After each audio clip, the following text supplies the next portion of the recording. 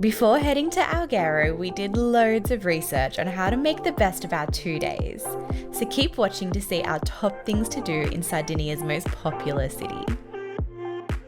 Welcome to Alghero, the little seaside village in Sardinia. We are going to do the top 5 things to do in this region, and we're going to bring you along with us. Let's go check it out. Number 1 on our list of things to do in Alghero is to take a local cooking class. We booked ours through Curiosity, which we'll link below. Pasta is without a doubt Grace's favourite food, so I thought I should upskill myself and learn how to make some delicious fresh pasta. This class was so much fun, drinking wine and learning from our amazing teacher.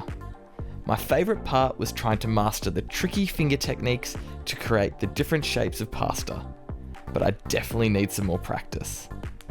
After all our hard work, we got to eat our own creation of pesto pasta and ravioli at the end.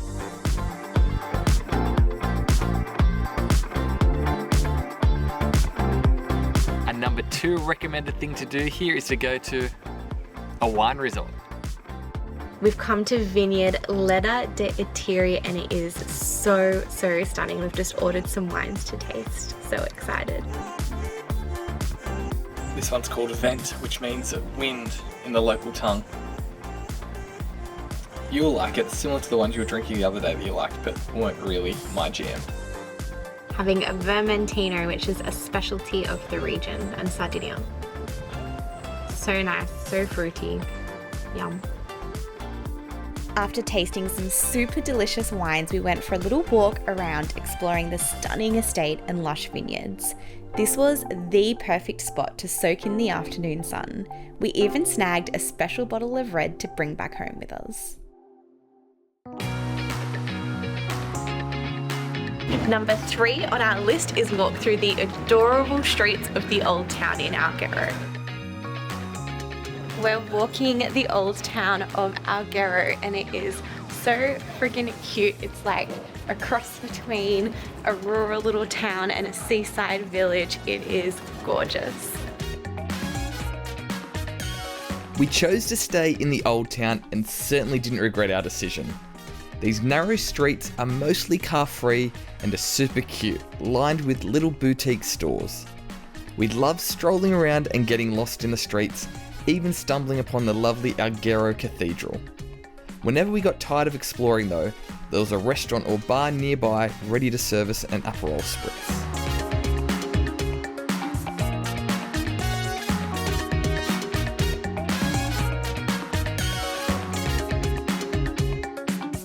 Number 4 on the list is visit a beach club. We went to Riservato, which was amazing, but got a little bit sunburnt.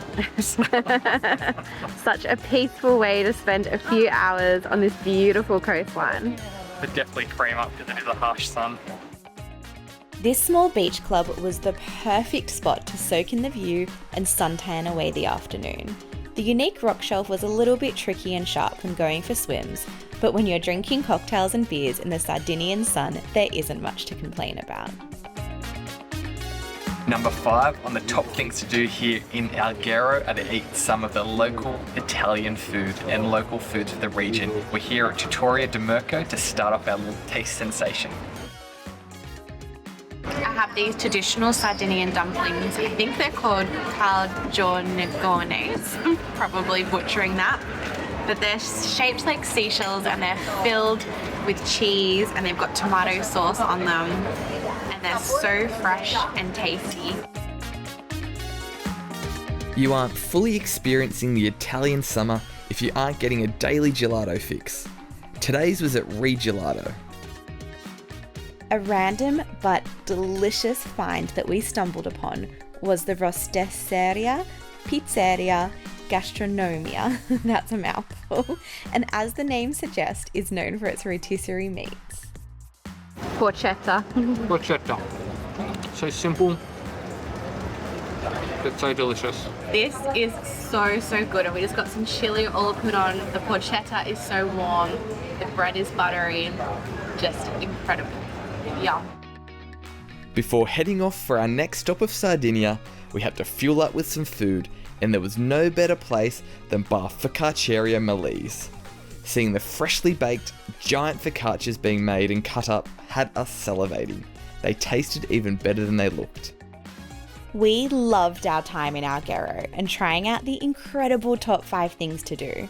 The mix of history, sparkling coastline, and drool-worthy food made this city the perfect starting spot for our Sardinian adventure. Stay tuned for next week's vlog because our road trip through Sardinia only got better.